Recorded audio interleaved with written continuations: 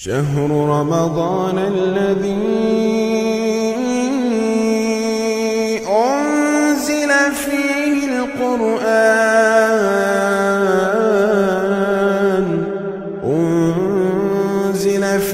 القرآن هدى للناس وبينات من الهدى والفرقان. السلام علیکم ورحمۃ اللہ وبرکاتہ.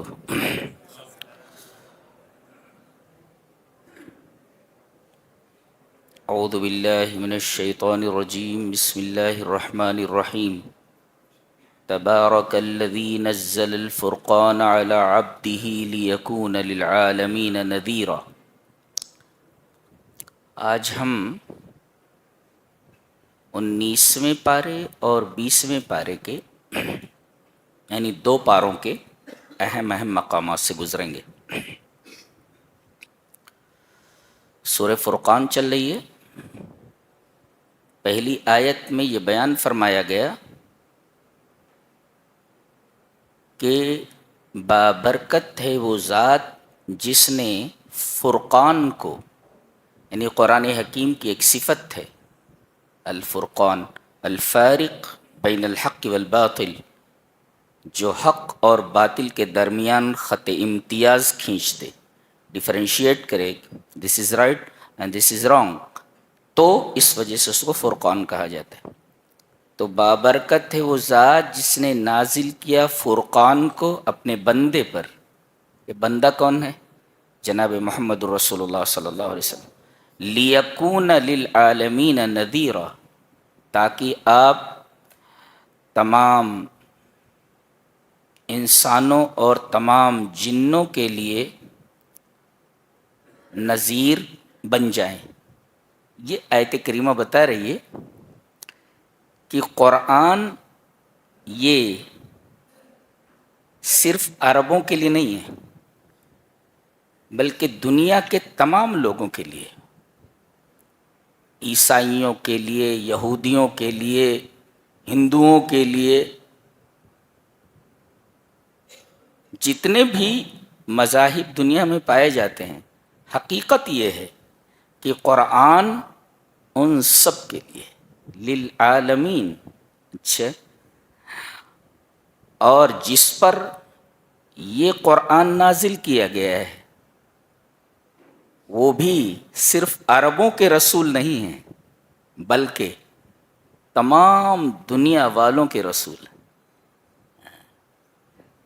گویا اس کتاب کو برا بھلا کہنا اپنے آپ کو برا بھلا کہنے کے مرادف ہے، اور رسول اللہ صلی اللہ علیہ وسلم کو سب و شتم کرنا، برا بھلا کہنا، در حقیقت اپنے آپ کو برا بھلا کہنے کے مرادف ہے.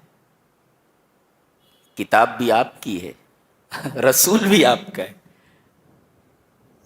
یہ صرف مسلمانوں کا رسول نہیں ہے، یہ صرف مسلمانوں کی کتاب نہیں ہے، یہ آپ سب کی ہے. تبارک الذی نزل الفرقان علی عبدہ لیکون للعالمین نذیرا.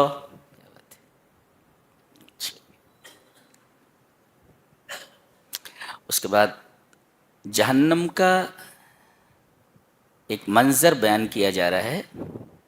فرمایا گیا وَإِذَا أُلْقُوا مِنْهَا مَكَانًا ضَيِّقًا مُقَرَّنِينَ دَعَوْا هُنَالِكَ ثُبُورًا. جب ان کو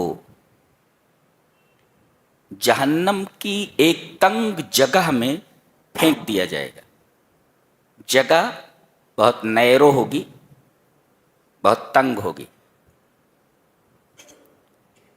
اور مقرنین ہاتھ پیر باندھ کر کے ایک وہاں یہ ہلاکتوں کو پکاریں گے، اے موت آ جا. موت نہیں آئے گی. اسی طرح یہ جن جن سے درخواست کریں گے داروغ جہنم سے، ان کی درخواستیں رد کر دی جائیں گی. اس آیت کریمہ کے بارے میں ایک کتاب موارد الظمآن میں نے ایک واقعہ پڑھا. وہ واقعہ اس طرح ہے وقال ابن ابی ذئب حدثني من شهد عمر بن عبد العزيز وهو امير المدينة وقرأ عنده رجل وإذا ألقوا منها مكانا ضيقا مقرنين دعوا هنالك ثبورا فبكى حتى غلبه البكاء وعلى نشيجه فقام من مجلسه ودخل بيته وتفرق الناس. یہ واقعہ وہاں لکھا ہوا موارد الزمان میں.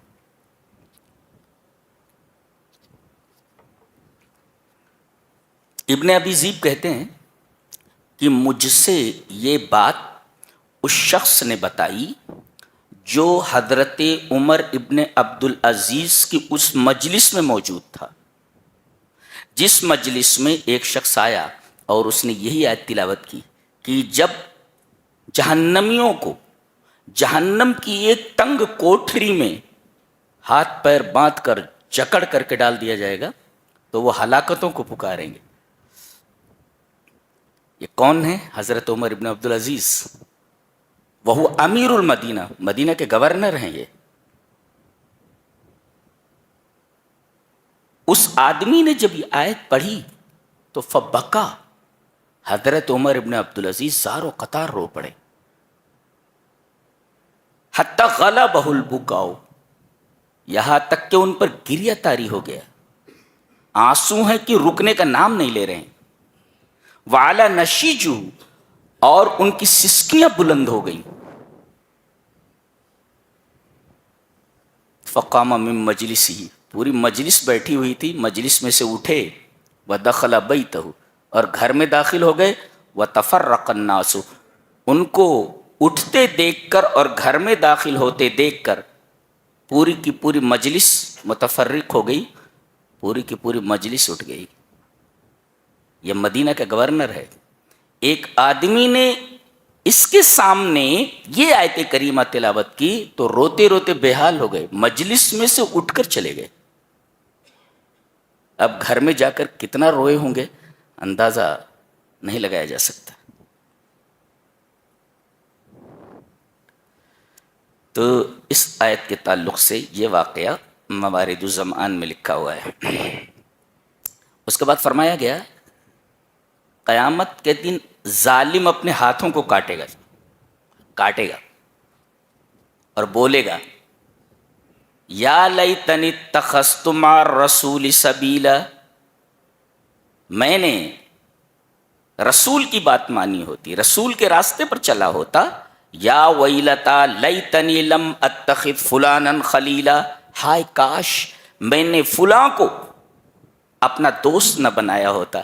نبی اکرم صلی اللہ علیہ وسلم کی ایک حدیث پاک ہے، عن ابی ہریرہ رضی اللہ تعالیٰ عنہ ان النبی صلی اللہ علیہ وسلم قال الرجل علی دین خلیلہ فلینظر احدکم من یخالل.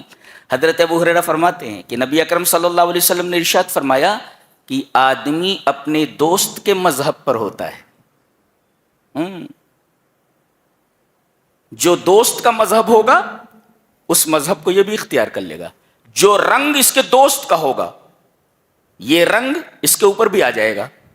لہذا فَلْيَنْظُرْ أَحَدُكُمْ مَنْ يُخَالِلْ، تو تم میں سے ہر ایک آدمی کو یہ دیکھنا چاہیے کہ دوست کس کو بنا رہا ہے. اس لیے کہ قیامت کے دن وہ بولے گا یا ویلتا لیتنی لم اتخذ فلانا خلیلا، کاش کہ میں نے فلاں شخص کو اپنا دوست نہ بنایا ہوتا، اس دوست نے تو مجھے سیدھے راستے سے ہٹا کر کے غلط راستے کے اوپر لگا دیا تھا. تو بری صحبتوں سے بچنا چاہیے، ہمیشہ نیک لوگوں کی صحبت میں رہنا چاہیے. آپ کا دوست ہو تو نیک ہو، برے آدمی کے ساتھ کبھی بھی دوستی نہیں کرنی چاہیے. اس لیے کہ قیامت کے دن آپ کو اپنے ہاتھ کاٹ کر کے دانتوں سے چبا کر کے یہ نہ کہنا پڑے کہ کاش میں فلاں کو اپنا دوست نہ بنائے ہوتا. اس کے بعد نبی اکرم صلی اللہ علیہ وسلم کے تعلق سے فرمایا گیا وقال الرسول یا رب ان قوم اتخذوا هذا القرآن مہجورا. کل قیامت کے دن اللہ کے رسول صلی اللہ علیہ وسلم مدعی ہوں گے، اور مدعا علیہ کون ہوں گے؟ آپ کی امت. ان کے اوپر دعویٰ دائر کیا جائے گا. دعویٰ دائر کرنے والا کون؟ خود رسول اللہ صلی اللہ علیہ وسلم. اور کس کے بارے میں؟ قرآن حکیم کے بارے میں. کس لیے؟ کہ میری اس قوم نے قرآن کو مہجور بنا دیا تھا. مہجور، ہجرہ کا مطلب ہوتا ہے چھوڑ دینا، لیکن مہجور کا ایک اور مفہوم ہے. آپ نے دیکھا ہوگا کہ ریلوے اسٹیشن پر پلیٹ فارم پر آگے کچھ ایسے مکانات بنے ہوتے ہیں، بعد میں وہ قابل استعمال نہیں ہوتے تو ان کے اوپر لکھ دیا جاتا ابینڈنڈ، یعنی اب اس میں کام نہیں ہوتا ہے. تو ابینڈنڈ کا مطلب ہوتا ہے مہجور، چھوڑا ہوا. اشارہ اس بات کی طرف ہے کہ دیکھو وہ مکان ریلوے اسٹیشن ہی پر ہے لیکن اب قابل استعمال نہیں رہا. ریلوے والوں نے، ریلوے انتظامیہ نے اس سے کام لینا چھوڑ دیا ہے. تو ایسے ہی یہ قرآن لوگوں کے گھروں میں رہے گا، لوگ اس سے استفادہ نہیں کر رہے ہوں گے. تو ایسے لوگوں کے خلاف نبی کریم صلی اللہ علیہ وسلم قیامت کے دن دعویٰ دائر کریں گے کہ میری اس قوم نے قرآن حکیم کو ابینڈنڈ کر دیا تھا، مہجور بنا دیا تھا. قرآن حکیم کو مہجور بنانے کے کئی طریقے ہیں، اس کی کئی انواع ہیں. ایک تو قرآن حکیم پر ایمان نہ لائے، قرآن کو چھوڑ دیا اس نے. اور ایک ہے کہ قرآن حکیم کو نہ پڑھے. تیسرے، قرآن حکیم کو نہ سمجھے. اور آخری چیز ہے کہ قرآن حکیم کو لوگوں تک نہ پہنچائے. گویا قرآن حکیم کا پہلا حق یہ ہے کہ اس پر ایمان لایا جائے، دوسرا حق یہ ہے کہ اسے پڑھا جائے، تیسرا حق یہ ہے کہ اسے سمجھا جائے، اور چوتھا حق یہ ہے کہ جو آپ نے سمجھا ہے اسے لوگوں تک پہنچائیں. یہ بھی آپ کی ذمہ داری ہے. اور اگر آپ ان میں سے ایک کام بھی نہیں کرتے تو آپ حجر قرآن کے مرتکب ہیں. گویا کہ آپ نے قرآن حکیم کو چھوڑ دیا ہے، اور کل قیامت کے دن آپ کے خلاف نبی کریم صلی اللہ علیہ وسلم رب کے حضور، رب کی عدالت میں دعویٰ دائر کریں گے.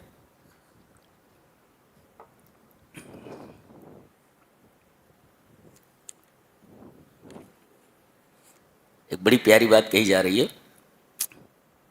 اَرَأَيْتَ مَنِ اتَّخَذَ إِلَٰهَهُ هَوَاهُ. کیا آپ نے نہیں دیکھا اس شخص کو جس نے اپنی خواہش نفس کو، اپنی ہوا کو اپنا معبود بنا لیا ہے؟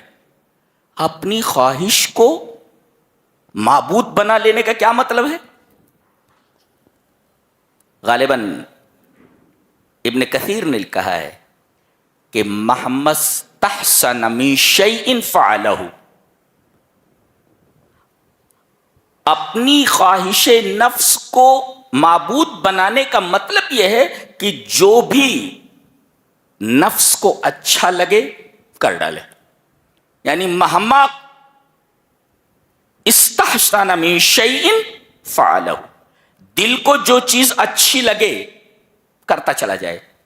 یعنی اینما قید انقاد، جہاں نفس لے جائے چپ چاپ جانور کی طرح اس کے پیچھے چلتا چلا جائے. گویا انسان اپنی پوری کی پوری لگام، اپنی لگام اپنے خواہش نفس کے ہاتھ میں دے دے. آپ کی خواہش نفس جہاں بھی آپ کو لے جانا چاہے آسانی سے لے کر چلی جائے. جہاں بھی دل کہے یہاں جانا ہے چلے جانا، یہاں جانا ہے چلے جانا ہے، یہ چیز کرنا ہے کرنا ہے، یہ چیز نہیں کرنا ہے نہیں کرنا.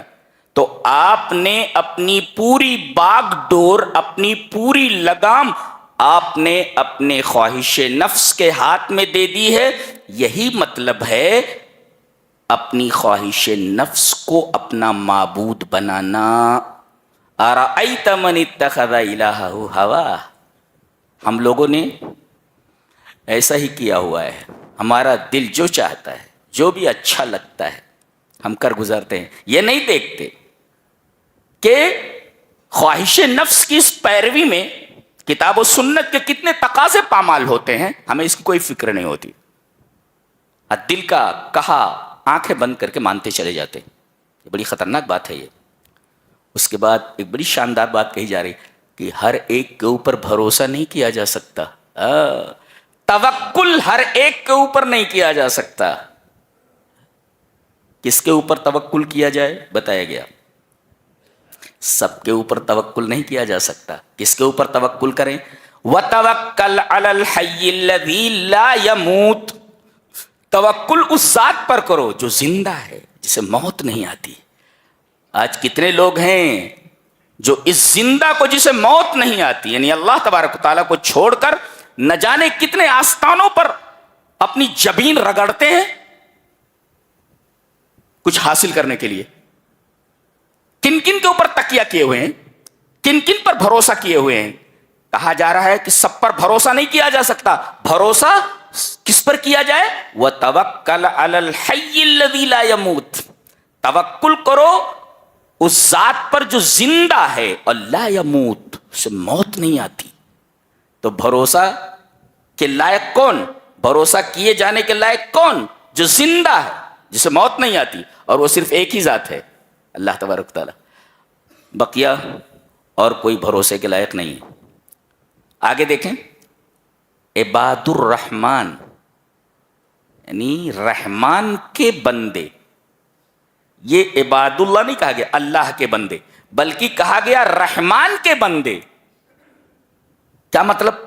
یعنی یہ بندے ایسے ہیں جن پر اللہ تبارک و تعالی کی رحمت خاصہ ہے، اور یہ اللہ تبارک و تعالی کی خاص رحمتوں کے مستحق۔ ہاں، اس وجہ سے ان کو عباد الرحمن کہا گیا۔ یہ اللہ کے ایسے بندے ہیں کہ اللہ کی خاص رحمت ان کے ساتھ ہے۔ کون لوگ ہیں؟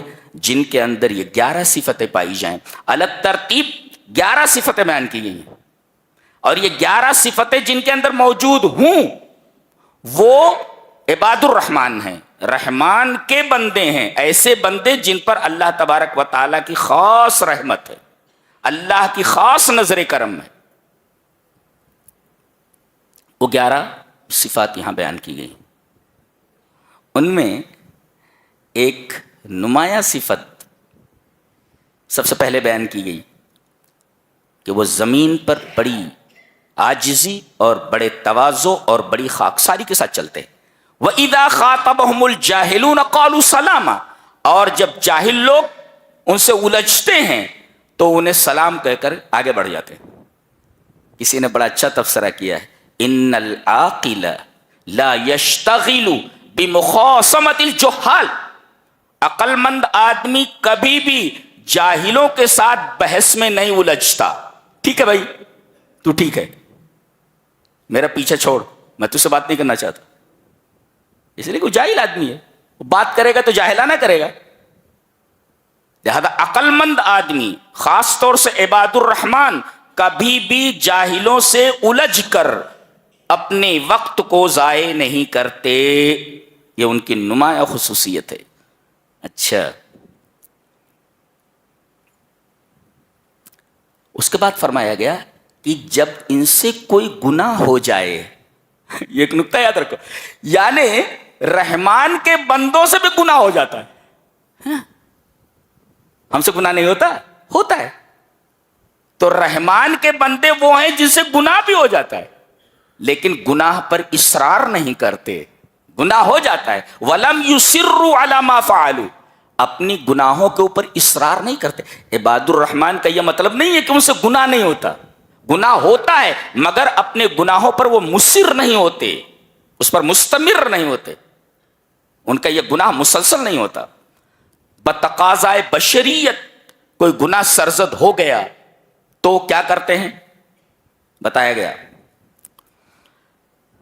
وَمَن تَابَ وَعَمِلَ صَالِحًا فَإِنَّهُ يَتُوبُ إِلَى اللَّهِ مَتَابًا، یہ توبہ کر لیتے ہیں۔ وَمَن تَابَ، جو توبہ کر لے، وَعَمِلَ صَالِحًا، اور پھر نیک عمل کرنے لگے۔ دیکھو، گناہ ہوا، توبہ کر لیا، توبہ کرنے کے بعد یہ کیوں کہا گیا کہ توبہ کر لیا، اللہ مجھے معاف کر دے، توبہ کر لیا، پھر عمل صالحا، نیک عمل کیا۔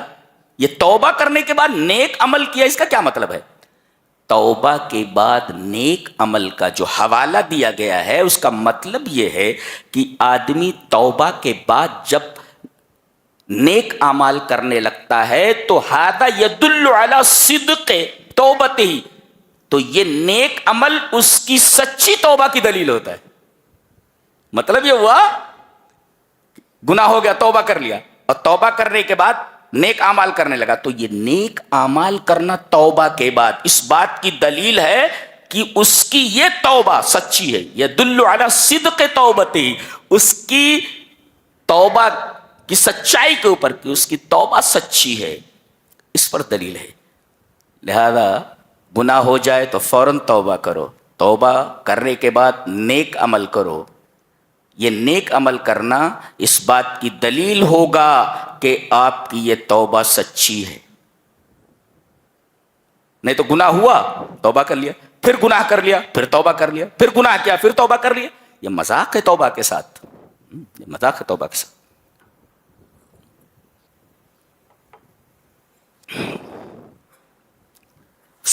سب سے آخری جو صفت ہے وہ بڑی غضب کی ہے، 11ویں صفت، غور سے دیکھو، اولئک یجزون الغرفۃ بما صبروا، ان کو بدلہ دیا جائے گا غرفہ، مانا غرفہ، غرفہ الجنہ، ان کو بدلہ دیا جائے گا جنت کی شکل میں، جن کے اندر یہ 11 صفات ہوں، اور ان 11 صفات سے متصف ہونے کی وجہ سے وہ رحمان کے بندے ہو گئے۔ رحمان کے بندے کیوں ہوئے؟ کیونکہ ان کے اندر یہ 11 صفتیں ہیں، اور ان 11 صفتوں سے متصف ہونے کی وجہ سے اللہ تبارک و تعالی نے ان کا بدلہ جو تیار کر رکھا ہے وہ غرفہ ہے۔ غرفہ یعنی they will be rewarded paradise, انہیں بدلے میں جنت عطا کی جائے گی، یہ غرفہ سے مراد جنت۔ اچھا کیوں؟ بما صبرو، یہ دیکھو صبر کرنے کی وجہ سے، یعنی اس سے پہلے جو اعمال بیان کیے گئے وہ تو اپنی جگہ اہم ہیں ہی، سب سے آخر میں صبر کا تذکرہ کیا گیا ہے۔ جانتے ہیں کیوں؟ صبر میں روزہ بھی آتا ہے، روزہ، اور یہ ایسی عبادت ہے کہ اللہ کے رسول صلی اللہ علیہ وسلم نے فرمایا کہ اللہ فرماتا ہے الصوم لی وانا اجزی بہی، روزہ میرے لیے ہے اور میں ہی اس کا بدلہ دوں گا۔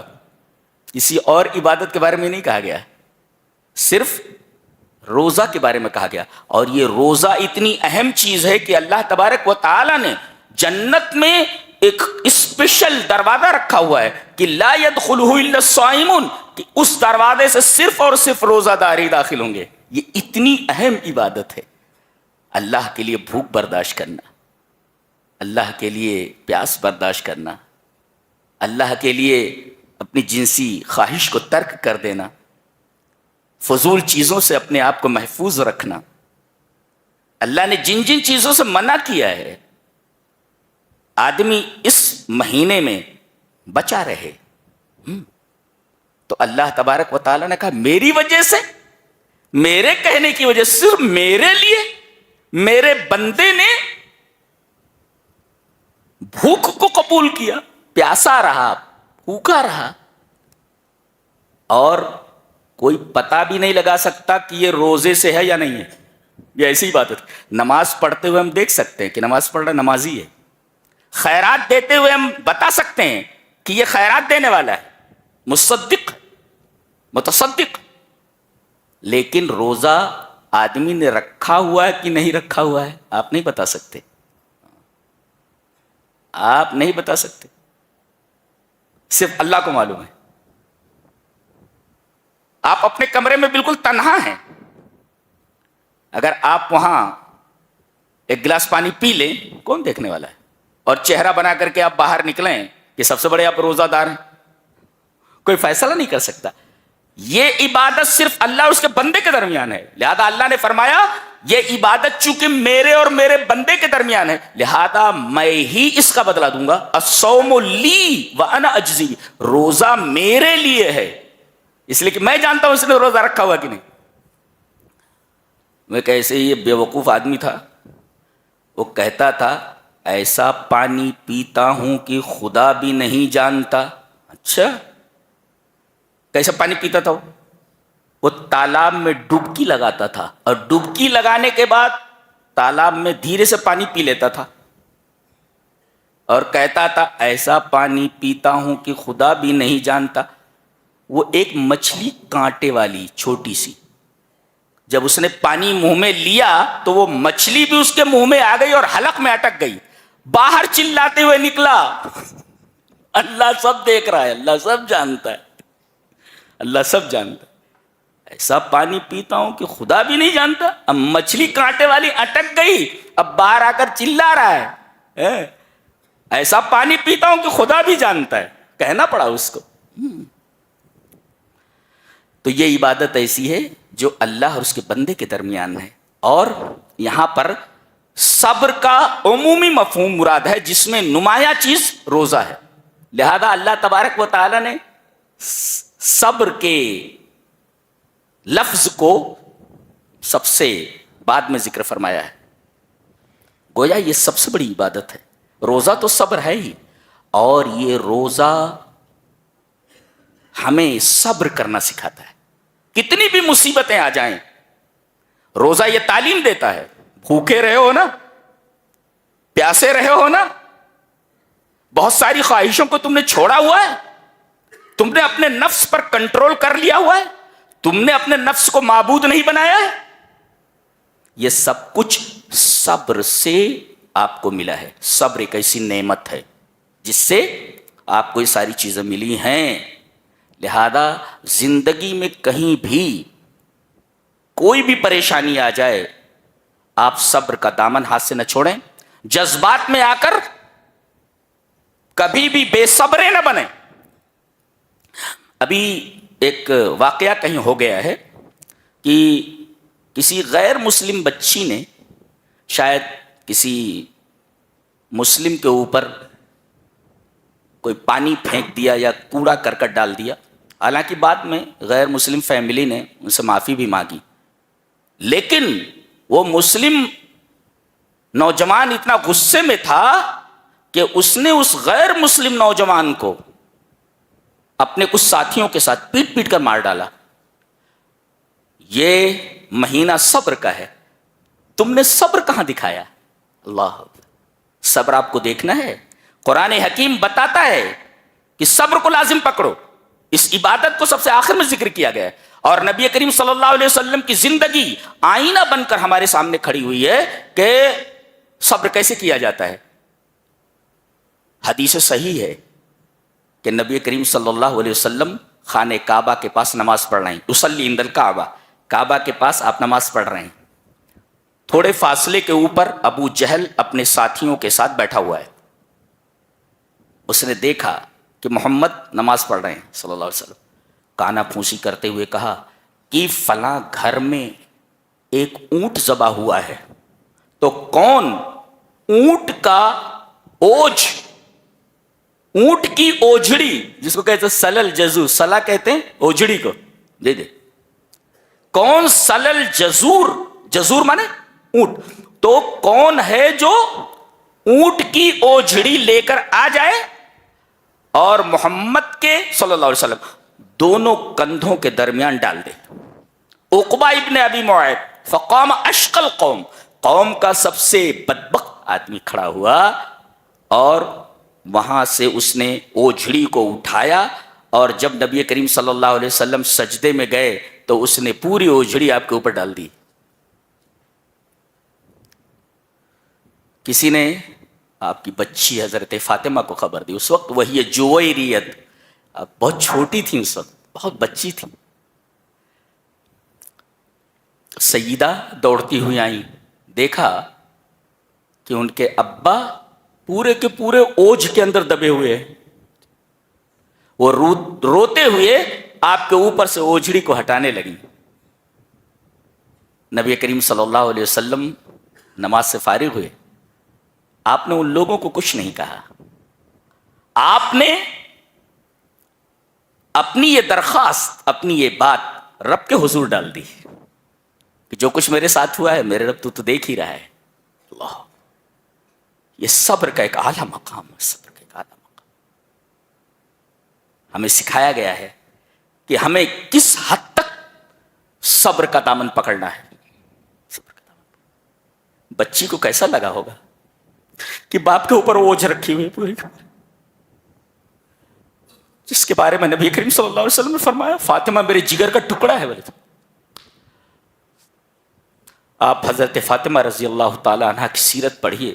نبی پاک صلی اللہ علیہ وسلم کو بڑی محبت تھی ان سے، بڑی محبت. جب آپ ان کے گھر جاتے یا حضرت فاطمہ آپ کے یہاں آتی تو آپ بیٹی کے لیے کھڑے ہو جاتے تھے. اندازہ لگائیے جس کے لیے رسول کھڑا ہو جائے بیٹی کا کیا مقام ہوگا. کھڑے ہو کر کے آپ ان کی پیشانی پر بوسہ دیتے اور اپنے بغل میں بٹھا لیتے تھے، اور کبھی کبھی تو ان کے کانوں میں کچھ بولتے رہتے تھے. اتنی محبت کرتے تھے. لہذا ہر نوجوان، ہر مسلمان کے دل میں سیدہ کی عظمت، سیدہ فاطمہ کی محبت اور ان کی عظمت ہونی چاہیے.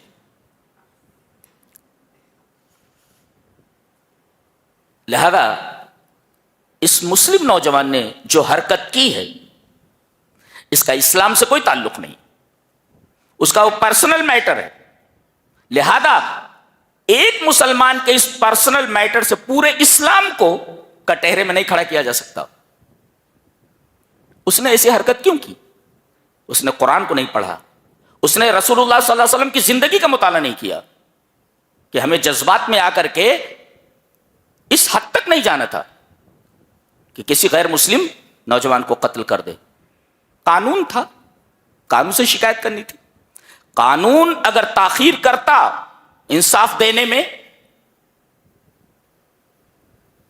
تو آپ صبر کرتے. صبر کا پھل اللہ کے ہاں رکھا ہوا ہے.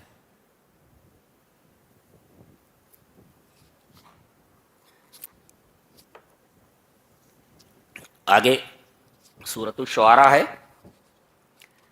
اس میں آپ دیکھیں گے کہ تقریباً 7 انبیاء کرام کا تذکرہ ہے.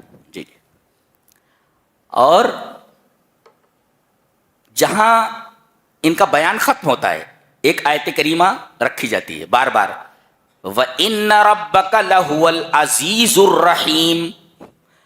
اللہ کی ایک صفت آتی عزیز اور دوسری آتی ہے رحیم. عزیز مانے غالب اور رحیم مانے رحم کرنے والا. اشارہ اس بات کی طرف ہے کہ اللہ قادر ہے مجرموں کو ہلاک کرنے پر، اور رحیم ہے ان لوگوں پر، رحیم ہے ان لوگوں پر جو مجرم نہیں ہے.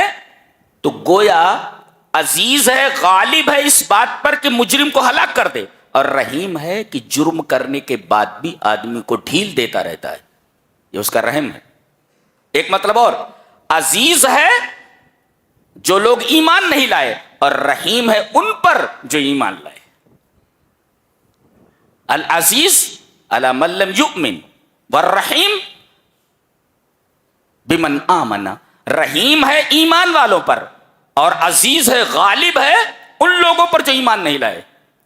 اور ایک مطلب ہے عزیز ہے، غالب ہے، قادر ہے مجرمین کو ہلاک کرنے پر، اور رحیم ہے کہ جرم کرنے کے بعد فوراً نہیں پکڑتا بلکہ بندے کو ڈھیل دیتا ہے کہ اب بھی سدھر جا، اب بھی سدھر جا، اب بھی سدھر جا، لوٹ آ جس راستے پر تو جا رہا ہے. یہ اللہ تبارک و تعالیٰ کا رحم ہے. اسی وجہ سے عزیز کے ساتھ الرحیم تقریباً 7-8 بار آیا ہے اس سورہ کریمہ میں. آگے حضرت موسیٰ علیہ السلام کا واقعہ بیان کیا جا رہا ہے کہ یہ بنی اسرائیل کو لے کر راتوں رات نکل پڑے. آگے بحر قلزم ہے اور پیچھے فرعون کو معلوم ہو گیا اور لشکر لے کر کے ان کے پیچھے آ گیا. ادھر بھی موت کھڑی ہے، ادھر بھی موت کھڑی ہے. اب بنی اسرائیل کی سچویشن اس وقت کیا تھی؟ بنی اسرائیل کا حال کیا تھا؟ فلما تراءى الجمعان قال اصحاب موسیٰ انا لمدرکون. بڑے بے صبر لوگ تھے. آج پوری دنیا کو مٹھی بھر ہیں، وہ 1 کروڑ کچھ لاکھ ہیں، پوری دنیا کے سر پہ سوار ہیں. عجیب و غریب قوم ہے. حضرت موسیٰ سے کہنے لگے قال اصحاب موسیٰ، موسیٰ کے ساتھی کہنے لگے انا لمدرکون، انا لمدرکون، یقیناً ہم پکڑ لیے گئے. دیکھو انا لمدرکون کہہ رہے ہیں، اس میں کوئی شک نہیں کہ ہم کو پکڑ لیا جائے گا. جواب میں حضرت موسیٰ نے کیا کہا؟ کلا، ہرگز نہیں، ان معی ربی سیہدین، میرا رب میرے ساتھ ہے، وہ کوئی نہ کوئی راستہ نکالے گا. میرا رب میرے، یہ نہیں کہا کہ میرا اور تمہارا رب، صرف اپنی طرف انہوں نے اللہ تبارک و تعالی کی نسبت کی رب تعالی میرے ساتھ ہے. اللہ کی معیت کی نسبت انہوں نے صرف اپنی طرف کی، جبکہ کیا کہنا چاہیے تھا؟ گھبراؤ نہیں، اللہ ہم سب کے ساتھ ہے. لا، حضرت موسیٰ نے کہا ان معی ربی سے، اس لیے کہ ان لمدرکون کے جملے سے معلوم ہوتا ہے کہ آپ کے جو ساتھی تھے بنی اسرائیل، سارے لوگوں نے اللہ کے ساتھ بدگمانی کی، حسن ظن نہیں رکھا. انہیں چاہیے تھا احسن الظن، لیکن اساء الظن. انہوں نے اللہ کے ساتھ حسن ظن نہیں رکھا، بدگمان رہے. اب پکڑ لیے گئے. اللہ ہمیں بچائے گا کہ نہیں بچائے گا؟ دیکھیے یہاں پر اللہ کی معیت کی نسبت حضرت موسیٰ نے تنہا اپنی طرف کی، اللہ میرے ساتھ ہے. اور غار ثور میں حضرت صدیق آپ کے ساتھ ہیں. تلاش کرنے والے وہاں تک پہنچ گئے. حضرت صدیق نے نظر اٹھا کر دیکھا، گھبرا گئے، کہا کہ اللہ کے رسول اگر ان لوگوں نے ہمیں دیکھ لیا، نیچے دیکھ لیا، تو ہم لوگ پکڑ لیے جائیں گے. نبی کریم صلی اللہ علیہ وسلم نے کیا فرمایا؟ لا تحزن ان اللہ معنا، غم مت کر، بے شک اللہ ہمارے ساتھ ہے. یعنی معیت کی نسبت اپنی طرف بھی کی اور حضرت صدیق کی طرف کی، اس لیے کہ حضرت صدیق صرف گھبرائے تھے، اللہ تعالیٰ کے ساتھ حسن ظن کو برقرار رکھا تھا، بدگمانی نہیں تھی اللہ کے ساتھ. اللہ، اس وجہ سے اللہ کے رسول صلی اللہ علیہ وسلم نے معیت میں اپنے ساتھ حضرت صدیق کو شریک کیا. اور چونکہ ان لوگوں نے اللہ کے ساتھ حسن ظن نہیں رکھا، لہذا حضرت موسیٰ علیہ السلام نے معیت کی نسبت اپنی طرف کی کہ میرا رب میرے ساتھ ہے. اور نبی کریم صلی اللہ علیہ وسلم نے کیا کہا حضرت صدیق سے؟ بے شک اللہ ہمارے ساتھ ہے، یعنی میرے ساتھ بھی تمہارے ساتھ بھی. یہ فرق ہے نبی کریم صلی اللہ علیہ وسلم کے صحابہ میں اور موسیٰ کے صحابہ میں. صحابہ ہمیشہ اللہ کے ساتھ حسن ظن رکھتے تھے، یہ ہمیشہ اپنے رب کے ساتھ بدگمان رہے. کون؟ بنی اسرائیل.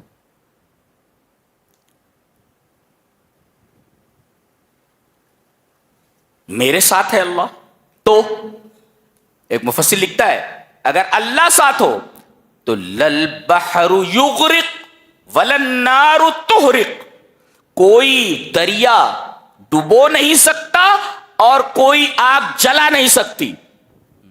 اگر اللہ ساتھ ہو تو دریا ڈبو نہیں سکتا اور آگ جلا نہیں سکتی.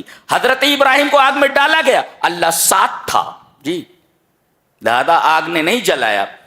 ان کے ساتھ بھی ہے، یہ کہہ رہے ہیں کہ اللہ میرے ساتھ ہے، رب میرے ساتھ ہے.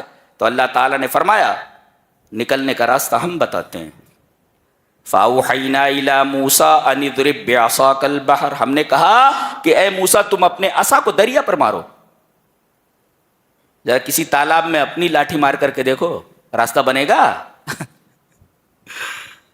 اللہ نے فرمایا عصا مارنا تیرا کام ہے، جتنا تو کر سکتا ہے کر، راستہ نکالنا ہمارا کام ہے. جی، جیسے ہی انہوں نے اپنے عصا کو دریا کے اوپر مارا، فَانْفَلَقَ، انفلاق کا مطلب ہوتا ہے کوئی چیز جڑی ہوئی ہو اور الگ ہو جائے، دو حصوں میں بٹ جائے اور بیچ میں کوئی راستہ بن جائے، اس کو انفلاق بولتے. فَانْفَلَقَ فَكَانَ كُلُّ فِرْقٍ كَالطَّوْدِ الْعَظِيمِ، پانی کی صفت یہ ہے سیلان، بہنا. یہاں اللہ تبارک و تعالی نے نوامی سے کون کو بدل دیا؟ لاز آف نیچر کو بدل دیا. پانی بہتا ہے، پہاڑ نہیں ہوتا، پتھر بنا کر کے کھڑا کر دیا اللہ. دریا بھی اس کے قبضے قدرت میں ہے، دریا کی ساری چیزیں اس کے قبضے قدرت میں، ہوا اس کے قبضے قدرت میں، زمین اور آسمان اس کے قبضے قدرت میں، وقت کی رفتار اس کے قبضے قدرت میں. یہ اللہ کی عظمت ہے. جو اللہ کو چھوڑ کر دوسرے لوگوں کے سامنے ہاتھ پھیلاتے ہیں، در حقیقت انہوں نے اللہ کی قدر نہیں جانی. وما قدر اللہ حق قدر، انہوں نے اللہ تبارک و تعالیٰ کی عظمت کو سمجھا ہی نہیں تو زندہ کو چھوڑ کر مردوں سے کون مانگتا ہے؟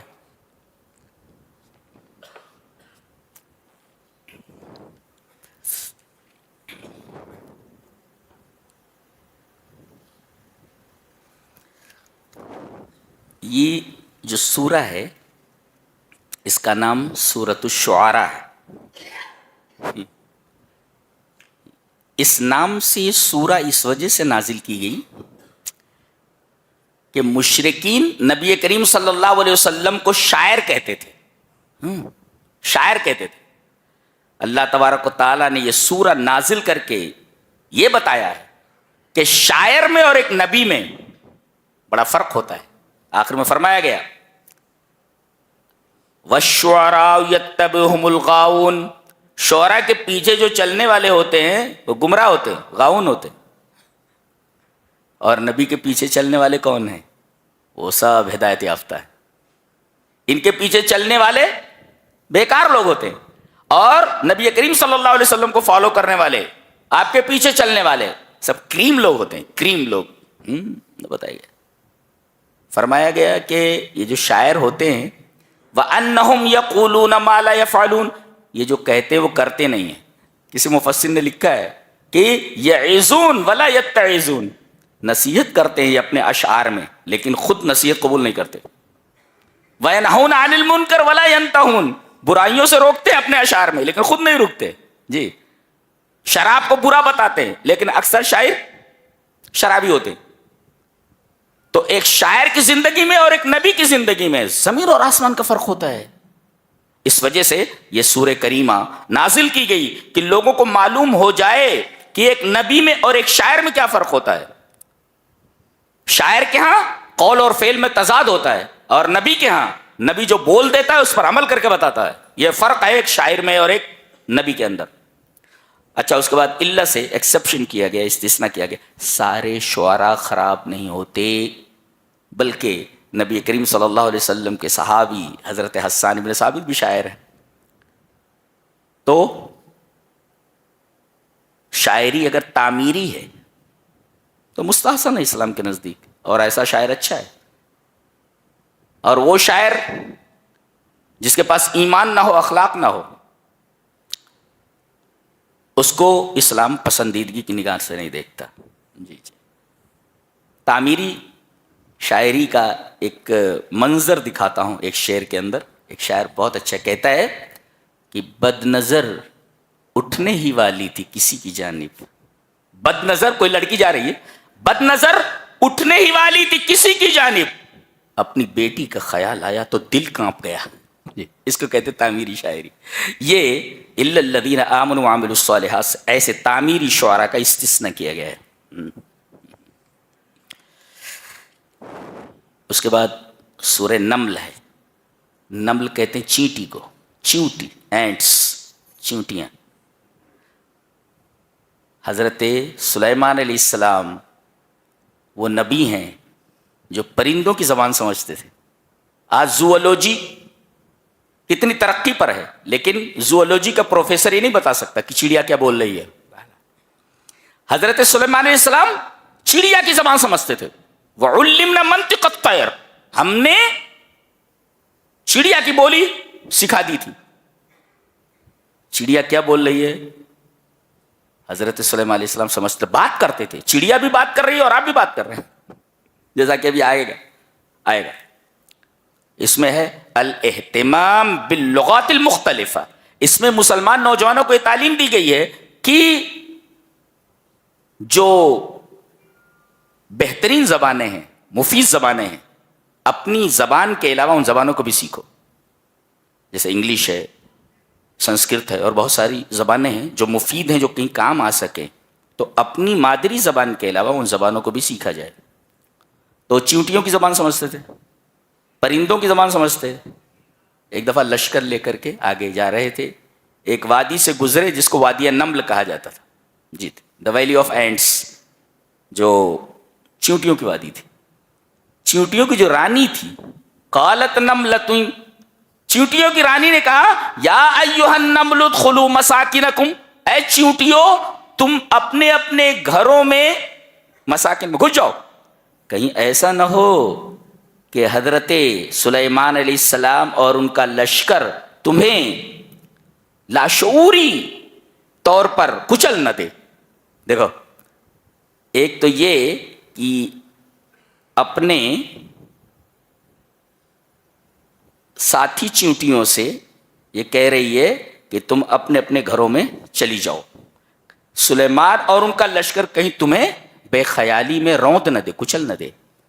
اس سے ایک مفسر نے بڑا اچھا نکتہ اخذ کیا ہے، وہ یہ کہ ہمیشہ حکمراں کو، سی ایم ہو یا کسی گاؤں کا پردھان ہو یا کسی عہدے پر ہو اور لوگ اسے چن کر لائے ہوں، اسے چاہیے کہ وہ اپنی رعایا کا ہمیشہ خیال رکھے، انہیں تکلیف نہ ہونے دے. دیکھو یہ چیونٹی بول رہی ہے کہ اے چیونٹیو، تم سب اپنے اپنے بلوں کے اندر گھس جاؤ، کہیں ایسا نہ ہو کہ سلیمان اور ان کے لشکر کی طرف سے تم کو تکلیف پہنچ جائے. دوسرا نکتہ یہ لکھا گیا ہے کہ یہ چیونٹی یہ کہہ رہی ہے کہ اگر ہم لوگوں کو سلیمان علیہ السلام اور ان کا لشکر کچل دے گا تو جان بوجھ کر نہیں کچلے گا، وہم لا یشعرون، بے خیالی میں کچل دیں گے، دکھائی نہیں دیتے ہم، ہاں بے خیالی میں کچل دیں گے. یعنی چیونٹی کو بھی معلوم ہے کہ اگر سچا مومن ہے تو ٹیررسٹ نہیں ہوتا جی، بلا وجہ چیونٹی کو تکلیف نہیں پہنچاتا تھے جا کے کسی انسان کو مارے. آج تو ایسا پیش کیا جا رہا ہے کہ اسلام ہی ٹیررزم کا مذہب ہے اور اسلام کے ماننے والے سب کے سب ٹیررسٹ ہیں، اور لفظ جہادی بولا جاتا ہے ان کے تعلق سے، جبکہ قرآن حکیم یہ بولتا ہے کہ ایک چیونٹی کہہ رہی ہے کہ اگر سچا مسلم ہے تو کبھی بھی دہشت گرد نہیں ہو سکتا، جان بوجھ کر کے کسی چیونٹی کو نہیں مار سکتا، چجائے کہ کسی انسان کو قتل کرے، اس لیے کہ اسے معلوم ہے کہ ایک انسان کا قتل پوری انسانیت کا قتل ہے. سن رہے تھے یہ، سنتے ہی مسکرا پڑے. فتبسم ضاحکا من قولها، چیونٹی کیا بول رہی ہے اس کی بات سن کر کے حضرت سلیمان علیہ السلام مسکرا پڑے. یہ کیسا علم ہے، ایسے ایسے علوم پیش کر رہا ہے قرآن حکیم کہ پوری سائنس بونی نظر آتی ہے اس کے سامنے. کوئی زوولوجی کا پروفیسر یہ بتا دے زندگی میں جس نے زوولوجی پڑھائی ہو کہ چیونٹی کیا بول رہی ہے، میں سمجھتا ہوں، نہیں سمجھ سکتا ہوں. اچھا، آگے بتایا گیا کہ سروے کیا حضرت سلیمان علیہ السلام نے، وَتَفَقَّدَ الطَّيْرَ فَقَالَ مَا لِيَ لَا أَرَى الْهُدْهُدْ، چڑیوں کا سروے کیا تو دیکھا ہدہد موجود نہیں ہے. بولے کہاں گیا؟ مَا لِيَ لَا أَرَى الْهُدْهُدْ أَمْ كَانَ مِنَ الْغَائِبِينَ، یہ گیا کدھر، میں اسے دیکھ نہیں رہا ہوں. اور بغیر بتایا گیا ہے یہ جرم کیا اس نے، لَوْعَذِّبَنَّهُ عَذَابًا شَدِيدًا أَوْ لَأَذْبَحَنَّهُ أَوْ لَيَأْتِيَنِّي بِسُلْطَانٍ مُبِينٍ، میں ضرور اس کو سزا دوں گا، اس کے بعد سخت سزا دوں گا، یا اس کو ذبح کر دوں گا، یا میرے پاس کوئی کھلی ہوئی دلیل لے آئے. دیکھو یہاں کیا کہا کہ اگر جرم ناقابل معافی ہے تو اذبحن، سولی دے دی جائے، پھانسی دے دی جائے، تاکہ معاشرہ ایسے مجرم سے پاک ہو جائے. لازبحن. اور اگر گناہ ہلکا ہے، جرم ہلکا ہے تو ہلکی سزا دے دو. عذاباً شدیدہ، گناہ بڑا ہے تو بڑی سزا دے دو. لیکن سزا دینے سے پہلے اولیاتینی بسلطان مبین، مجرم کو اپنے حق میں بولنے کا پورا موقع دیا جائے. ڈائریکٹ اس کے بارے میں فیصلہ نہ کیا جائے، اسے بولنے دیا جائے کہ تیرے اوپر یہ الزام لگایا گیا ہے، تو اپنی اس صفائی میں کیا کہنا چاہتا ہے. اولیاتینی بسلطان مبین. تھوڑی دیر ہوئی تھی کہ اڑتا اڑتا آیا، کہنے لگا ہدہد، قال احطت بما لم تحط به، مجھے ایسا علم ہے جو علم آپ کو نہیں ہے. دیکھو لوگ کہتے ہیں کہ نبی کو غیب کا علم ہوتا ہے، پرندہ کہہ رہا ہے کہ میں ایسی بات معلوم ہے جو آپ کو معلوم نہیں. پرندے کا عقیدہ یہ ہے کہ نبی کو غیب کا علم نہیں ہوتا. فقال احطت بما لم تحط به، اور میں یہ بتا دوں کہاں گیا تھا میں، وجئتک من سبأ بنبأ یقین، میں شہر سبا چلا گیا تھا، یہاں سے 1500 میل کے فاصلے پر ہے، وہاں چلا گیا تھا. 1500 میل اڑتا اڑتا چلا گیا تھا یہ. اچھا کہنے لگا میں بتاؤں وہاں میں نے کیا دیکھا؟ انی وجدت امرأۃ تملکہم، میں نے وہاں ایک عورت کو دیکھا جو حکومت کر رہی ہے. یعنی ایک پرندوں کو بھی تعجب ہوتا ہے کہ عورت حکمراں ہے. بولے ہاں تو انہی کو حکومت چل رہی ہے. اگر ہدہد ہوتا اور ان کے حالات دیکھتا تو کہتا بڑی عجیب بات ہے، انہی کی حکومت چل رہی ہے. انی وجدت امرأۃ تملکہم. اور اس کے پاس اللہ نے بہت کچھ دے رکھا ہے. وہ اوتیت من کل شیء ولہا عرش عظیم، اور اس کا ایک بہت بڑا عرش، تخت ہے بہت بڑا، اس پر بیٹھتی ہے وہ شان سے. اور کہنے لگا، تقریر چالو ہے اس کی، وجدتها وقومها يسجدون للشمس من دون اللہ، یہ اللہ کے علاوہ یہ سورج کی پوجا کر رہے ہیں. وزین لهم الشیطان اعمالهم، شیطان نے ان کے عملوں کو بہت خوبصورت بنا دیا ہے. فصدهم عن السبیل فهم لا يهتدون، یہ اللہ کے راستے سے ہٹ گئے ہیں اور یہ ہدایت یاب نہیں. اس کا مطلب یہ کسی پرندے کو اگر توحید، پرندے کو گفتگو کرنے کے لیے کہا جائے تو سب سے پہلے گفتگو کرے گا تو توحید کے اوپر گفتگو کرے گا.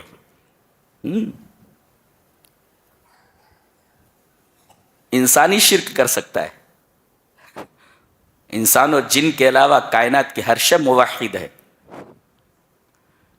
اس کا مطلب ہے کہ شرک کرنے والا پوری کائنات سے الگ ہو جاتا ہے، اس لیے کہ پوری کی پوری کائنات موحد ہے، اللہ کے حکموں پر چل رہی ہے. اور تم اگر اللہ کے حکموں پر نہ چلو، اللہ کے ساتھ کسی کو شریک کرو تو پوری کائنات سے الگ ہو جاؤ گے. تم پوری کائنات سے کٹ جاتا ہے مشرک، اتنا بڑا مجرم ہے وہ.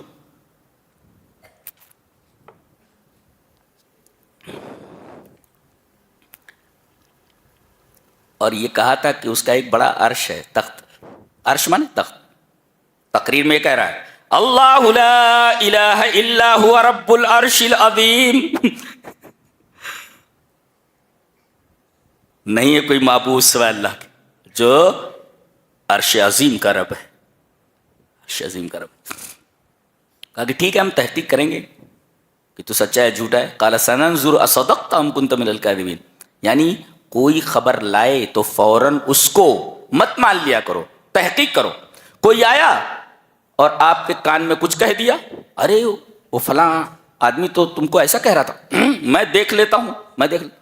ارے بھائی تحقیق کر. اگر اس آیت کریمہ کے اوپر کوئی عمل کر لے تو معاشرے کے اندر بہت سارے فسادات اور معاشرے کے اندر بہت ساری برائیاں اور لڑائیاں ختم ہو جائیں. آدمی کو تحقیق کرنا چاہیے نا کہ اس نے کہا کہ نہیں کہا. میں دیکھ لیتا ہوں اس کو، میں دیکھ لیتا ہوں. بولے وہ پہلے تحقیق کرنا، یہ تو کوئی خبر لایا ہے. حضرت سلیمان یہ کہہ رہے قال سننظر، ہم غور کریں گے، اصدقت ام كنت من الكاذبین، سچا ہے کہ جھوٹا ہے. اس کے بعد اس نے عرش کا حوالہ دیا تھا، بڑا تخت. حضرت سلیمان علیہ السلام نے دربار میں فرمایا قال یا ایھا الملؤ ایکم یاتینی بعرشھا قبل ان یاتونی مسلمین. 1500 میل کے فاصلے سے وہ جس تخت پر بیٹھتی ہے اس کو اٹھا کر کون لاتا ہے؟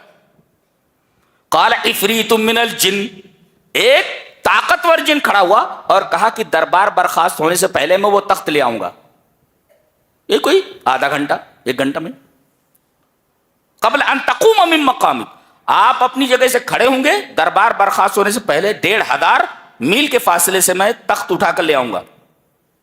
وَإِنِّي عَلَيْهِ لَقَوِيٌّ أَمِينٌ، میرے اندر طاقت بھی ہے اور میں امانت دار ہوں. اتنا طاقت تھی اس کو، اتنی طاقت تھی. تو ایک شخص تھا جس کے پاس کتاب کا علم تھا، پتہ نہیں کون سا علم تھا، اللہ تبارک تعالیٰ نے یہی کہہ کر کے چھوڑ دیا ہے، اسے معلوم. قال الذی عنده علم من الکتاب، اس شخص نے کہا جس کے پاس کتاب کا علم تھا، کہا انا آتی کبھی قبل ان یرتد الیک طرفک، پلک جھپکنے سے پہلے لے آتا ہوں. دیکھو اس کو کہتے ہیں ماس ٹرانسفر، سائنس کی زبان میں ماس ٹرانسفر. آج صرف انرجی ٹرانسفر ہوتی ہے. جی امریکہ سے کوئی اپنی تصویر بھیجے تو آپ کے موبائل پہ آ جائے گی، لیکن وہ آدمی وہاں نہیں آتا. جی انرجی خالی آ رہی ہے ایک لمحے میں، لیکن یہاں تو پورا میٹر آ گیا ہے، پلک جھپکنے سے پہلے ہی پورا میٹر اٹھ کر کے آ گیا. یہ سائنس اس کے سامنے بونی ہے، بونی ہے سائنس. 1500 میل کے فاصلے سے پلک جھپکنے سے پہلے ہی وہ تخت لا کر کے حضرت سلیمان علیہ السلام کے سامنے رکھ دیا گیا. پتہ نہیں کون سا علم تھا. اللہ تبارک و تعالی نے اس علم کو مبہم چھوڑ دیا ہے. قال الذی عنده علم، پتہ نہیں کون سا علم تھا وہ.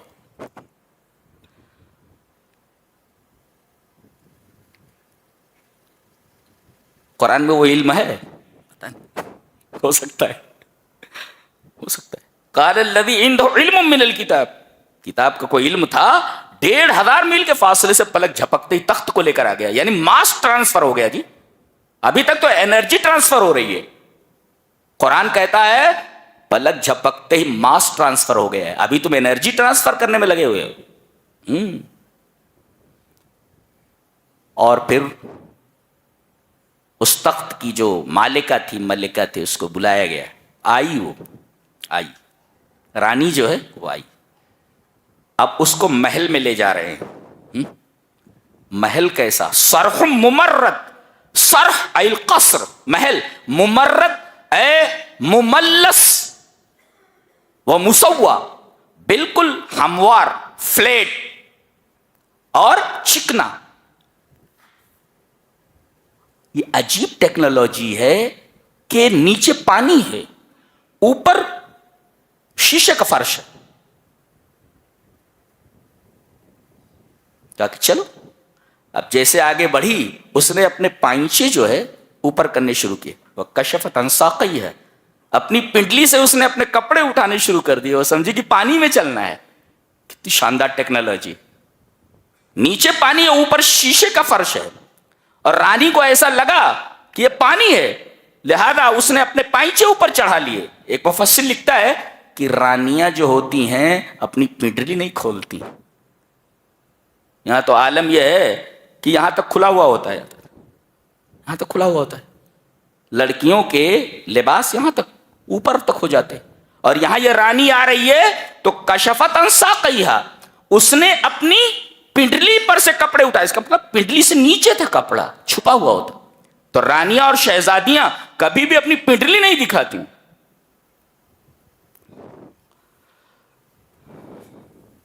کسی شاعر نے بہت اچھا کہا ہے کہ کمی لباس کی تن پر عجیب لگتی ہے، کمی لباس کی تن پر عجیب لگتی ہے، امیر باپ کی بیٹی غریب لگتی ہے. ذرا اچھے کپڑے پہنا دے بھائی، پورے کپڑے پہنا دے، پورے کپڑے پہنا دے بھائی.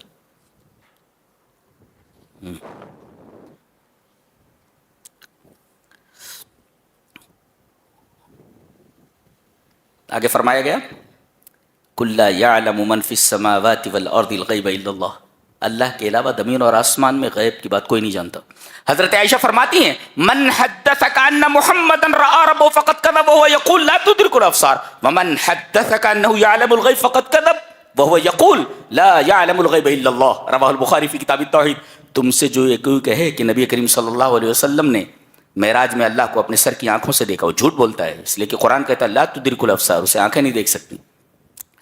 بہت سارے لوگ آج بولتے ہیں کہ تم تو اب تک اپنے خدا کو نہیں دکھا سکے، ہم نے ان کو اسٹیچو کے اندر دکھا دیا ہے.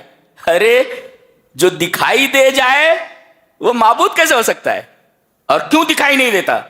ایک تو یہ کہ میٹیریل کو دیکھ سکتا ہے، مادہ غیر مادی چیز کو نہیں دیکھ سکتا. آپ میٹیریل سے بنے ہوئے ہیں اور اللہ غیر مادی ہے. مادہ غیر مادی چیز کو کیسے دیکھ سکتا ہے؟ دوسرے ایک محدود لا محدود کو کیسے دیکھ سکتا ہے؟ جی آنکھوں کے اندر اللہ تبارک تعالیٰ نے وہ قوت ہی نہیں رکھی ہے کہ دنیا میں یہ آنکھیں اس کا دیدار کر سکے.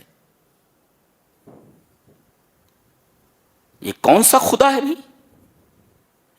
جس کو تم نے دیکھ لیا ہے؟ دیکھا کس نے؟ دیکھا کس نے؟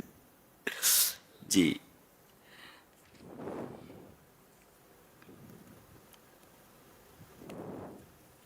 آگے سورہ قصص ہے، فرعون اور موسیٰ کا واقعہ بیان کیا جا رہا ہے. اس کے بارے میں کہا گیا ان فرعون علا فی الارض وجعل اہلها شیعا. اس نے کیا کیا تھا؟ اپنی حکومت کے لوگوں میں درار ڈال دی تھی اور کچھ کے حقوق جو اس کے خاندان اور رشتہ دار تھے محفوظ رکھے گئے، اور ایک قوم ایسی تھی کہ انہیں کوئی حق حاصل ہی نہیں تھا، یہ بنی اسرائیل تھے۔ ایک مفسر نے بڑا اچھا لکھا ہے، ان تکریس الفرقۃ وتوظیفها لصالح السیاست منہج الفرعونی، کہتے ہیں کہ ڈیوائڈ اینڈ رول کا جو فلسفہ ہے، ڈیوائڈ اینڈ رول کا جو میتھڈ ہے کہ لڑاؤ، تقسیم کرو اور حکومت کرو، یہ فرعون کا میتھڈ ہے، یہ اس نے سکھایا۔ تو سیاست کے مفاد کے لیے لوگوں کو فرقوں میں بانٹ دینا، کسی کے لیے سارے حقوق محفوظ ہوں اور کسی کو ایک ایک حق کے لیے ترسایا جائے، یہ فرعونی میتھڈ ہے، یہ فرعونی میتھڈ ہے جی، اس کا کام یہی تھا فرعون کا۔ حضرت موسیٰ علیہ السلام اور نبی کریم صلی اللہ علیہ وسلم کی زندگی میں ایک گہری مماثلت ہے، ایک گہری مشابہت ہے۔ کیا؟ نبی کریم صلی اللہ علیہ وسلم جب مکہ سے اپنے گاؤں سے نکلے، اپنے شہر سے نکلے اور مدینہ آئے، تو 8 سال بعد پھر مکہ آیا۔ 8 سال لگے واپس ہونے میں، 8 سال بعد مکہ آئے۔ اور حضرت موسیٰ علیہ السلام جب مصر سے بھاگ کر مدین آئے تو وہاں بکریاں چرا رہے تھے، اور یہ بھی 8 سال کے بعد پھر وہیں پہنچے جہاں سے یہ نکلے تھے۔ اس طرح حضرت موسیٰ علیہ السلام اور جناب محمد رسول اللہ صلی اللہ علیہ وسلم کی زندگی میں بڑی گہری مماثلت ہے جی۔ اور انبیاء بنی اسرائیل کا سب سے معزز نبی ہے، بہت بڑا عالم ہے، بہت بڑا عالم۔ یہ جب پیدا ہوئے تو حکم یہ تھا کہ لڑکے جو پیدا ہوں ان کو قتل کر دیا جائے۔ یہ پیدا ہوئے حضرت موسیٰ، ان کی ماں گھبرا گئی، کیا کریں؟ لوگوں نے بتا دیا ہوگا، عورتوں نے بتا دیا ہوگا، اور عورتیں کوئی چیز دیکھ لے تو اپنے پیٹ میں نہیں رکھ سکتی ہو الا ماشاء اللہ۔ تو کسی نے کہا نہیں، 2 عورتیں اگر بات کرتے ہوئے خاموش رہتی ہیں، دھیرے دھیرے بات کرتی ہیں، تو سمجھو کہ ڈاٹا ٹرانسفر ہو رہا ہے، بالکل۔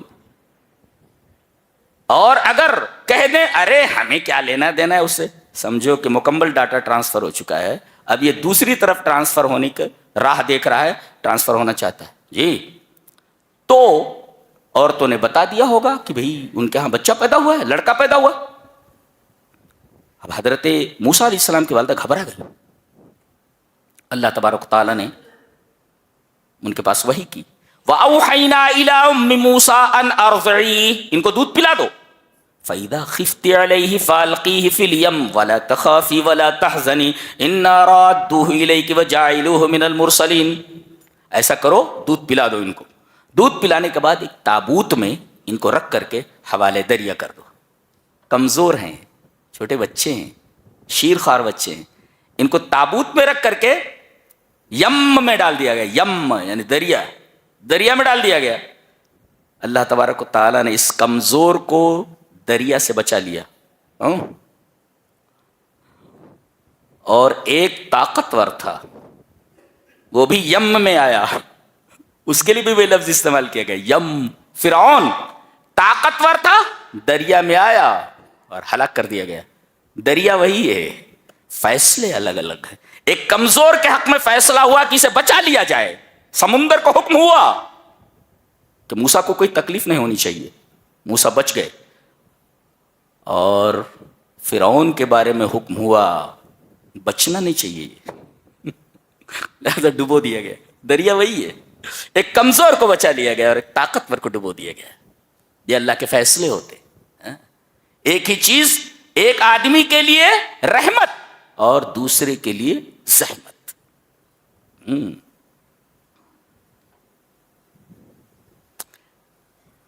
اس سورہ کریمہ میں 4 عظیم عورتوں کا ذکر ہے، 4 عظیم عورتیں۔ کون کون؟ ایک تو موسیٰ علیہ السلام کی ماں جی، اور دوسرے ان کی بہن موسیٰ کی، اس لیے کہ جب ان کو تابوت میں رکھ کر کے حوالے دریا کیا گیا تو ان کی ماں نے کہا دیکھتی جانا ذرا دور سے کہ یہ تابوت کدھر جاتا ہے. یہ بہن دور سے اپنے بھائی کی تابوت کو دیکھتی جا رہی ہے. دنیا کی سب سے بہترین جاسوس ہیں کہ نگاہ بھی رکھو اور پتہ بھی نہ چلے کہ کس چیز پر نگاہ رکھی جا رہی ہے. یہ ان کی بہن ہے. بہنوں کو اپنے بھائیوں سے بڑی محبت ہوتی ہے، لہذا ان کے حقوق ہمیشہ اپنے ذہن میں رکھو. تو ایک تو آپ کی ماں ہے، اور دوسرے آپ کی بہن ہیں، اور تیسرے آپ کی بیوی ہیں. مدین گئے تھے اور وہاں جو حضرت شعیب سے ان کی بیٹی سے آپ نے شادی فرمائی، وہ بیوی ہیں. اور ایک ان کی سالی ہیں، اس لیے کہ جب یہ مدین پہنچے تو 2 لڑکیوں کو دیکھا کہ وہ اپنی بکریاں لیے کھڑی ہیں اور تمام چرواہے کنویں سے پانی پلا رہے ہیں. تو ایک تو آپ کی بیوی ہیں، دوسرے آپ کی سالی ہیں. یہ کتنی ہو گئی؟ 4. ایک 5ویں بھی ہیں، 5ویں عورت. 5 عورتوں کا تذکرہ ہے. 5ویں کون ہے؟ ان کو بچانے والی، جن کی وجہ سے یہ بچ گئے. یہ کون ہے؟ فرعون کی بیوی حضرت آسیہ بنت مزاحم علیہ السلام، وہ ہیں. یہ تابوت بہتے بہتے محل میں چلا گیا. آسیہ نے دیکھا ارے ایک تابوت بہتا آ رہا ہے پانی، لو لاؤ اس کو. کھولا گیا تو دیکھا ایک خوبصورت بچہ لیٹا ہوا ہے. فرعون کو معلوم ہوگا، دوڑا ہے، لاؤ مجھے دے دو، میں اسے قتل کر دوں. انہوں نے کہا لا تقتلوه عسى ان ينفعنا او نتخذه ولدا، اسے قتل مت کرو. اس عورت کی وجہ سے یہ حضرت بچ گئے. تو 5 معزز اور عظیم عورتوں کا تذکرہ ہے. آپ کی ماں، آپ کی بہن، آپ کی بیوی، آپ کی سالی، اور آپ کو بچانے والی فرعون کی بیوی. بالفاظ دیگر آپ کی ماں ایک طریقے سے حضرت آسیہ بنت مزاحم رضوان اللہ علیہن اجمعین.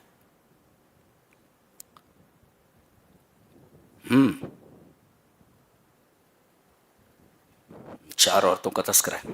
اچھا، ایک دفعہ حضرت موسیٰ علیہ السلام باہر نکلے تو دیکھا ایک اسرائیلی اور ایک قبطی، یہ دونوں آپس میں لڑ رہے ہیں. اب ان کو دیکھ کر اسرائیلی پکار اٹھا، ارے دیکھو مجھے مار رہا ہے یہ.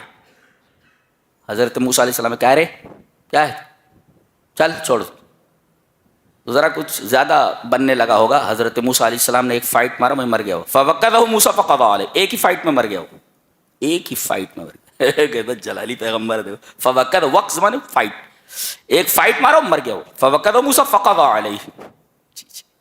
کہنے لگے یہ تو شیطانی عمل مجھ سے ہو گیا، تو بہت بڑا گناہ ہو گیا مجھ سے، ایک بے گناہ مارا گیا. لیکن پتہ نہیں چل رہا تھا کہ اس کا قاتل کون ہے، ہو از دا کلر. اس لیے کہ اللہ جان رہا ہے، حضرت موسیٰ علیہ السلام جان رہے ہیں، اور یہ جو ہے یہ بدماش یہ جان رہا ہے جس کی وجہ سے وہ آدمی مارا گیا. دوسرے دن پھر دیکھا کہ کسی فرعونی سے لڑ رہا ہے. حضرت موسیٰ سمجھ گئے فسادی یہی ہے. تو کبھی کبھی اپنے لوگ بھی فسادی ہو جاتے، بدماش ہو جاتے ہو. جی غلطی اسی کی تھی. اب حضرت موسیٰ علیہ السلام بڑے، فائٹ تو دیکھ چکا تھا، فائٹ کا جو پاور تھا دیکھ چکا تھا. وہ سمجھ گیا کہ غلطی میری دکھائی دے رہی ہے اور موسیٰ علیہ السلام ضرور مجھے مارنے والے ہیں.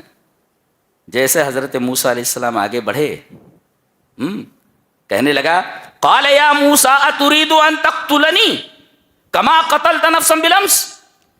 اے موسیٰ کیا تم مجھے اس طرح قتل کرنا چاہتے ہو جیسے تم نے کل ایک آدمی کو مار ڈالا تھا. دیکھو یہ اپنا آدمی ہے، یہ اپنا آدمی.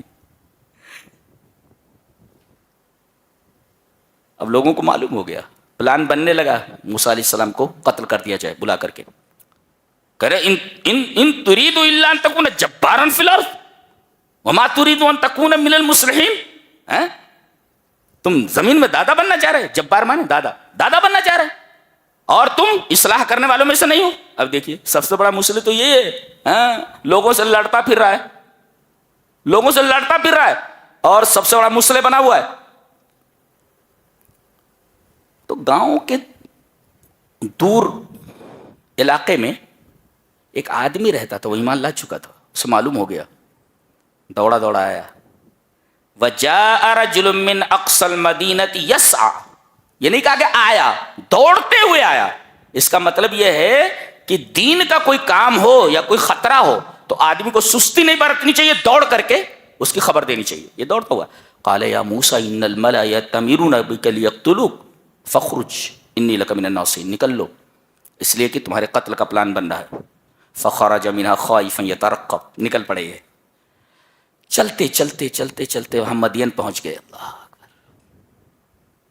پیر زخمی ہیں، بھوکے ہیں، پیاسے ہیں جی۔ ولما ورد ماء مدین، دیکھو یہاں پر یہ دو لڑکیاں ملی، یہاں پر ایک درخت کے نیچے بیٹھ گئے اور دیکھا کہ سامنے ایک کنواں ہے، وہ چرواہے آ رہے ہیں اپنے اپنے جانوروں کو پانی پلا کر نکل جا رہے۔ دو لڑکیاں ایک طرف کھڑی ہوئی ہیں اپنے مویشیوں کو روکے ہوئے۔ حضرت موسیٰ علیہ السلام ان کے پاس آئے، قال ما خطبکما، کیا بات ہے؟ کہا کہ ہم لوگوں کو مجبوراً کام کرنا پڑ رہا ہے، وابونا شیخ کبیر، ہمارے ابا بہت بوڑھے ہیں، کام نہیں کر سکتے۔ پتہ یہ چلا کہ عورت پردے کے دائرے میں رہ کر کے کام کر سکتی ہے اگر گھر میں کوئی کمانے والا نہ ہو۔ وابونا شیخ کبیر، ہمارے والد بڑے بوڑھے ہیں، ہم کو یہ کام کرنا پڑا۔ اور جب تک یہ چرواہے اپنی بکریوں کو، اپنے جانوروں کو پانی پلا کر نہ چلے جائیں، ہم لوگوں کو رکنا پڑتا ہے۔ حضرت موسیٰ علیہ السلام گئے اور اللہ تعالیٰ نے جو طاقت عطا فرمائی، بھوکا آدمی ہے لیکن پھر بھی دیکھو اللہ نے کیا طاقت عطا فرمائی، اس کے اوپر جو ڈھکن تھا وہ اٹھا کر کے ان کے مویشیوں کو پانی پلایا اور اس کے بعد پھر جا کر وہاں بیٹھ گئے درخت کے نیچے۔ نکتہ یہ ملا کہ ایک اجنبی مرد، ایک اجنبی لڑکا ایک اجنبی لڑکی سے بات کر سکتا ہے، مگر لیقتصر فی حدیثہ، زیادہ باتیں مت کرے، جتنی ضرورت ہو بس اتنی بات کرے۔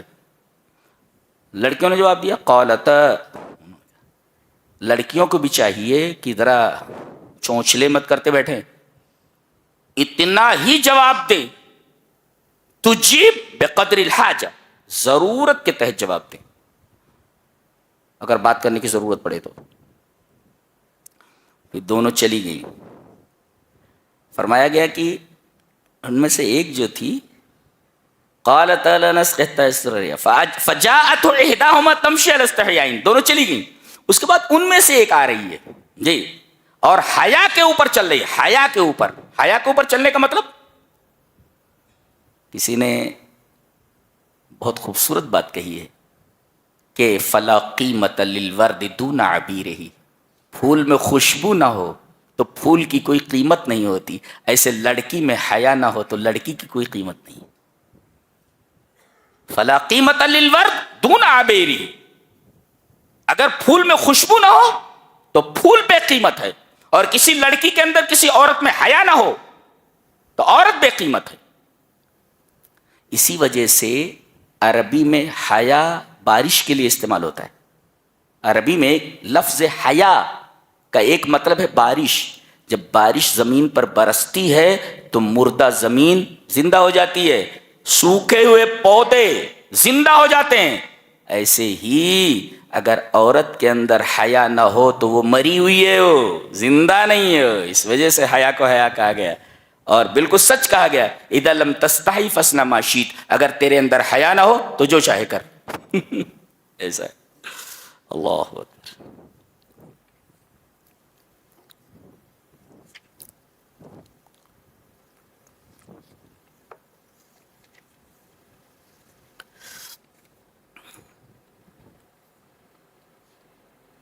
آگے فرمایا گیا کہ جن کی تم عبادت کرتے ہو اللہ کو چھوڑ کر کے، یہ رزق کے مالک نہیں ہے۔ آدمی اللہ کو چھوڑ کر کے کہیں بھی جاتا ہے اور اپنی جبیر رگڑتا ہے، ایک ہی مقصد ہوتا ہے، رزق۔ اللہ نے فرمایا ان الذین تعبدون من دون اللہ لا یملکون لکم رزقا، وہ رزق کے مالک نہیں ہے۔ فابتغوا عند اللہ الرزق، اللہ کے پاس رزق تلاش کرو، واعبدوہ واشکروا لہ الیہ ترجعون، یعنی رزق کا مالک صرف اللہ ہے، اور اللہ ہی سے ہمیں رزق مانگنا چاہیے۔ آخر میں شرک کی ایک بڑی شاندار مثال دی گئی ہے، دیکھیں غور سے سنیں، اس کے بعد بات ختم کرتے ہیں۔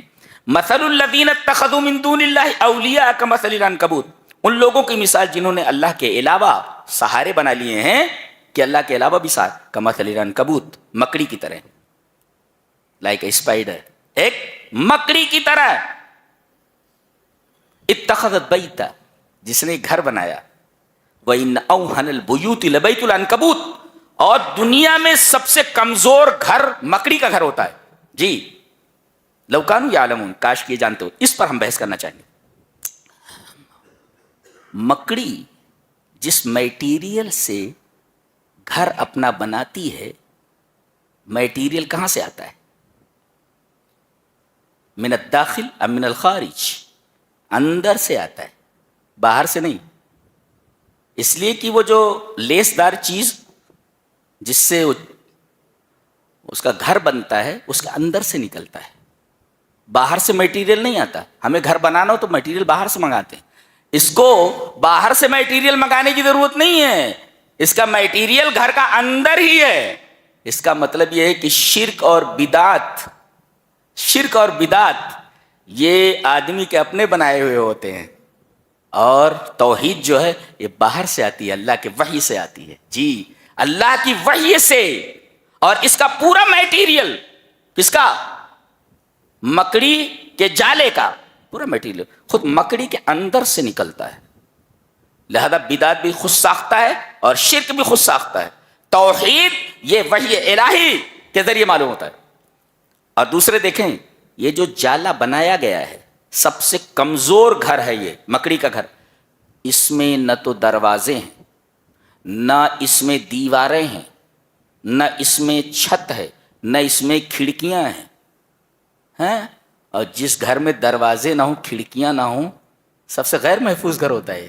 جی ایک اور دوسرے، مکڑی کو بھی پتا ہے کہ یہ گھر نہ تو سردی سے بچا سکتا ہے، اور نہ گرمی سے بچا سکتا ہے، نہ بارش سے بچا سکتا ہے، اور کوئی دشمن اگر اسے پکڑنا چاہے تو وہ جالے میں سے نکل کر کے کسی درخت کے اندر گھس جاتی ہے۔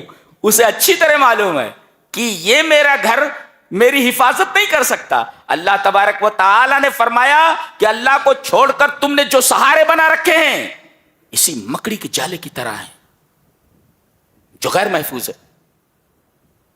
مکڑی جو اس میں رہ رہی ہے وہ خود محفوظ نہیں ہے، تو یہ سہارے جو تم نے بنا رکھے ہیں اللہ کو چھوڑ کر کے، یہ سہارے تمہیں کیا دے سکتے ہیں اور تمہاری کیا حفاظت کر سکتے ہیں؟ ایک اور دوسرے، اس میں جو مکڑی ہے یہ مکڑے کو بلاتی ہے اپنے فائدے کے لیے، اپنی جنسی ضرورت کو پورا کرنے کے لیے، اور جیسے ہی یہ حاملہ ہوتی ہے، جنسی ضرورت پوری ہو گئی، مکڑے کو بھگا دیتی ہے یا مار دیتی ہے۔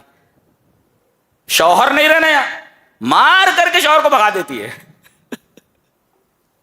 تو جس گھر میں شوہر کی پٹائی ہو جائے، جھاڑو سے پٹائی ہو، گھر نہیں ہوتا، مکڑی کا گھر ہے وہ۔ ایک تو یہ، اور بچے جب بڑے ہو جاتے ہیں اس کے، تو جب بھوک لگتی ہے تو ماں کو ہی مار کر کھا جاتے ہیں۔ اس پوری تمثیل کے اندر آپ دیکھو، پورے مغرب کے آئلی نظام کی عکاسی کر دی گئی ہے اس آیت کریمہ میں۔ پورا مغرب ہی ایسا ہے، نہ وہاں شوہر کی قدر ہے، نہ شوہر کو بیوی کی قدر ہے۔